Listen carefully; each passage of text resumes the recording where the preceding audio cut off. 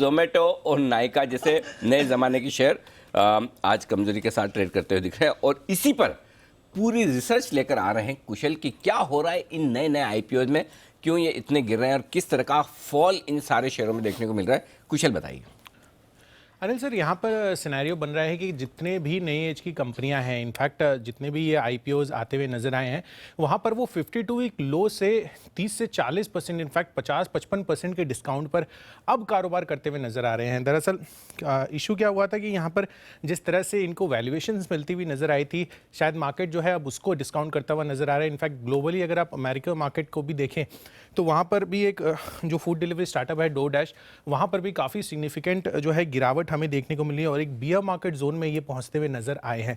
साथ ही आप देखिए यहाँ पर जो मैंने डेटा एक्यूमुलेट किए हैं उसमें न्यू एज कंपनियों में जो ज़बरदस्त गिरावट हुई है उसमें फिनो पेमेंट्स बैंक को छोड़ के अन्य सभी कंपनियां आज के डेट में ही आपको 52 वीक लो पर कारोबार करती हुई नज़र आ रही है। इनफैक्ट ऐसा ये माना जा रहा है कि जो नई एज की कंपनियां हो सकता है कि वो रिवर्स कंपाउंडर भी होती हुई नजर आए आगे चलकर। तो ये रिवर्स कंपाउंडर मतलब? कंपाउंडर तो हम जानते हैं कि भाई आगे मल्टी बैगर और जो है आपकी नंबर्स इंक्रीज होते जाएंगे, बट ऐसा भी हो सकता है कि अदर वे राउंड। तो मल्टी बैगर से मल्टी बैगर, मल्टी बैगर खाली ए और ई का ही फर्क है। यस वैसे ही लग रहा है बनता होने वाला। हे भगवान, सो ऐसा चलो यार इतनी इंग्लिश तो आती है अपने को। ये तो है सर। अरे सर, बैगर और बेगर, बैगर से सीधा बेगर, माय गॉड। तो ये एक काफ़ी जो है इम्पैक्टफुल सिनेरियो क्रिएट हो रहा है। इनफैक्ट हम जब 2000 की बात कर रहे थे तो उस टाइम पे भी जो काफ़ी सारे स्टार्टअप्स अपने आईपीओज लेकर आए थे और जहां पर हमने टेक बबल उस टाइम पे देखा था, तो कहीं ना कहीं अभी जो रुझान बन रहा है, इनफैक्ट जो नए इन्वेस्टर्स आए हैं उनको काफ़ी बड़ा कॉशियस जो है अब यहाँ पर रखना चाहिए, क्योंकि न्यू एज कंपनियाँ ज़रूरी नहीं है कि जिस तरह की वैल्यूएशन वो डिफाइन कर रही हैं वो एक्चुअली जो है आगे चलकर प्रॉपर सपोर्ट उसको मिलता हुआ नजर आए, क्योंकि काफ़ी सारी कंपनियाँ अभी भी लॉस मेकिंग है। तो ये चीज़ आपको ध्यान रखनी है।